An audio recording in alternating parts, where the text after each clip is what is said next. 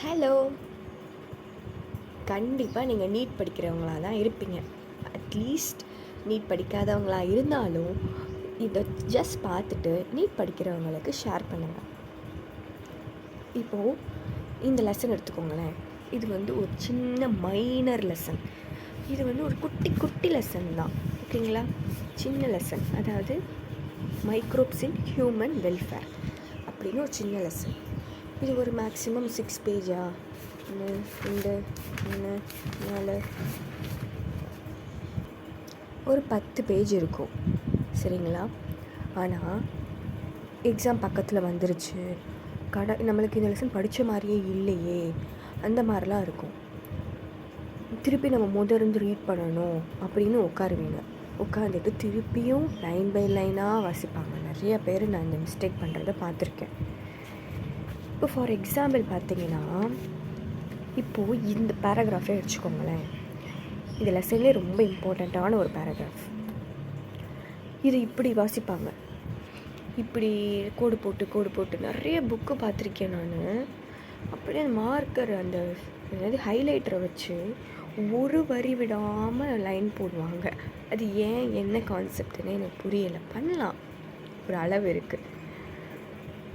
இப்படியே படிக்கிறது நீங்கள் ஒரு டைம் ரீட் பண்ணிடுவீங்க. ரீட் பண்ணியாச்சு நம்ம அப்படின்ட்டு எந்திரிச்சு போயிடுவாங்க நிறைய பேர். ஆனால் ஒன்றுமே தலையில் இருக்காது. அந்த கொஷின்ஸ் வரும், தப்பு பண்ணுவீங்க. இப்படி ஒரு கேட்டகரி இருப்பாங்க. சில பேர் டென்ஷன்லேயே படிப்பாங்க. டென்ஷன்லேயே படிக்கும்போது இப்படியே தான் வாசிச்சுட்டு போவாங்க, அப்படியே மனப்பாடம் பண்ணுவாங்க, தலையில் நிற்காது, தப்பு பண்ணுவாங்க. இப்போது பயாலஜியை பொறுத்த வரைக்கும் இந்தியா அளவில் எல்லாருமே படிக்க ஆரம்பிச்சிட்டாங்க. எந்த அளவுக்கு எஃபெக்டிவாக படிக்கணும் அப்படின்றது ரொம்ப இம்பார்ட்டண்ட், ஓகேங்களா? ஸோ நான் தமிழ்லே இங்கிலீஷவே இப்படி நடத்தலாம் அப்படின்றது எனக்கு ஒரு ஐடியாவாக வந்தது.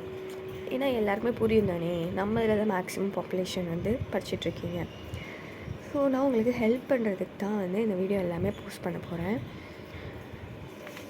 இப்போது இந்த பேராகிராஃபை ஏன் நோட்ஸ் பாருங்கள், உங்களுக்கு கண்டிப்பாக ஹெல்ப்ஃபுல்லாக இருக்கும். நான் இது ஒரு டெமோவுக்கு தான் காட்டுறேன்.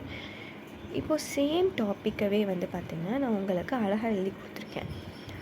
அதில் வேறு ஒன்றுமே இருக்காது. இப்போது நம்ம ஒவ்வொரு மைக்ரோப்ஸும் நம்ம டே டு டே லைஃப்பில் அது என்னவோ ஒரு ஃபார்மை ப்ரொடியூஸ் பண்ணும். அந்த ஃபார்மை வச்சு நம்ம என்ன ப்ரொடியூஸ் பண்ணுறோம், அவ்வளோதான். ஆசிடாக ப்ரொடியூஸ் பண்ணிச்சுன்னா நம்ம இந்த மாதிரிலாம் நம்மளுக்கு கிடைக்கும். என்சைம்ஸ் இதெல்லாம் கிடைக்கும் போது நம்மளுக்கு என்ன யூஸ் பண்ணுறோம், பயோ ஆக்டிவ் மாலிக்யூல்ஸ் மூலமாக நம்மளுக்கு என்ன யூஸ் ஆகுது அப்படின்றது தான். அதில் ஒரு சின்ன எக்ஸாம்பிள் பாருங்களேன், அமேசிங்காக இருக்கும். இந்த பயோ ஆக்டிவ் மாலிக்யூல்ஸ் மட்டும் எடுத்துக்கோங்க. இந்த சைக்ளோஸ்போரின் ஏ என்ன கேட்க போகிறான் பெருசாக, ஒரு சைக்ளோஸ்போரின் ஏன்றது தான் அந்த மாலிக்யூலே. ஓகே, யார் ப்ரொடியூஸ் பண்ண போகிறா அப்படின்றதே ஒரு கொஷின். ஃபங்கைன்ட்டு ஃபஸ்ட்டு தெரிஞ்சிருக்கணும் நம்ம. அது நம்ம அப்போ தெரிஞ்சு தான் ஆகணும். இதுக்கு ஒரு கான்செப்டெல்லாம் கிடையாது. சைக்ளோஸ்போரின் ஏவா, அது ஃபங்கை தாங்க ப்ரொடியூஸ் பண்ணோம் அப்படின்றது தான் விஷயம். அதை நீங்கள் படிக்கணும். என்ன ஃபங்கை? Trichoderma polysporum. எதுக்குங்க அது அப்படின்னு கேட்டால், இம்யூனோ சப்ரசண்ட்டாக நம்ம யூஸ் பண்ணுறோம். யாருக்கு? இந்த ஆர்கன் டிரான்ஸ்பிளான்ட் பண்ணுறாங்களா அவங்களுக்கெல்லாம் ஒன்றும் கிடையாது. வேறு ஆர்கனை தூக்கி வச்சா நம்ம இம்யூனிட்டி வெளியே தள்ளுவோம் அந்த ஆர்கனை. ஸோ நம்ம இம்யூனிட்டியை சப்ரஸ் பண்ணுறதுக்காக தான் நம்ம இம்யூனோ சப்ரசன்ட் யூஸ் பண்ணுறோம். டிரான்ஸ்பிளான்ட் பண்ண இப்போ உடம்புக்குள்ளே குட்டி ஃபாரின் பாடியோ ஏதோ ஒரு மைக்ரோப்ஸ் வந்தாலும் எவ்வளோ இம்யூனிட்டி நம்மளுக்கு ஆக்டிவேட் ஆகுது. ஒரு பெரிய ஆர்கனை தூக்கி நம்ம உடம்புல வைக்கிறாங்கன்னா கண்டிப்பாக இம்யூன் சிஸ்டம் எல்லாம் ஆக்டிவேட் ஆகும். அதை சப்ரஸ் பண்ணுறதுக்கு தான் இந்த cyclosporin A. Hence it is used is immuno suppressant. ஒரு ஃபங்கை போய் நம்மளுக்கு இம்யூனோ சப்ரசன்ட் அளவுக்கு நம்மளுக்கு யூஸ்ஃபுல்லாக இருக்குது. புரியுதா? இது இவ்வளோதாங்க கேள்வி. இதிலே பாருங்களேன், ஒரு 5 கொஷின்ஸ் வந்துடுது. என்ன வரப்போகுது? இது யார் ப்ரொடியூஸ் பண்ணுறான் ஒன்று, நெக்ஸ்ட்டு அது என்ன ஃபங்கை, பேர் என்ன, நெக்ஸ்ட்டு எதுக்கு யூஸ் ஆகுது, யார் யூஸ் பண்ண போகிறாங்க, யார் பயனடைகிறாங்கன்றது தான் இந்த ஆர்கன் டிரான்ஸ்பிளான்ட் பேஷண்ட். இப்படி கேட்பாங்க. ட்ரைகோடர்மா பாலிஸ்போரம் என்ன ப்ரொடியூஸ் பண்ணோம், சைக்ளோஸ்போரின் ஏ. இது ஒரு சைக்கிள் கொஸ்டின்ங்க. இதுலேயே பாருங்கள் 1 2 3 4 5 கொஸ்டின்ஸ் இருக்குது. எப்படி வேணால் கேட்கலாம்.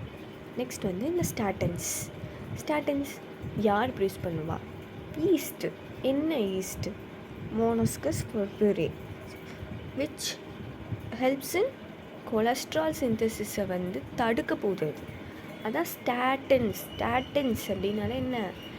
அது வந்து ஒரு கொலஸ்ட்ரால் சிந்தசிஸ் பாத்வேவை வந்து தடுக்கும். அதாவது அப்புறம் படிப்பீங்க. இந்த ஸ்டாட்டின்ஸ் மூலமாக நம்ம என்ன பண்ண போகிறோம்? ரொம்ப கொலஸ்ட்ரால் இருக்கிறவங்களுக்கு நம்ம இதெல்லாம் கொடுக்கலாம், அவ்வளோதான். அதுக்கப்புறம் இந்த எம்ஐ பேஷண்ட்ஸ்லாம் இருக்காங்களே, அவங்களுக்குலாம் வந்து கிளாட்லாம் தங்கும், கொழுப்பெல்லாம் பிளட் வெசல்ஸ்லாம் இருக்கிறவங்களுக்கு வந்து ஸ்டாட்டின்ஸ் கொடுப்பாங்க. அது நீங்கள் ஹையர் ஸ்டடீஸில் படிப்பீங்க, அட்ரவா ஸ்டாட்டின்ஸ் அந்த மாதிரிலாம் படிப்பீங்க. அது இப்போதைக்கு தேவையில்லை. ஸ்டாட்டின்ஸ் ஒரு ஈஸ்ட்டு தான் ப்ரொடியூஸ் பண்ணுதுன்றதாவது நம்ம தெரிஞ்சிருக்கணும்.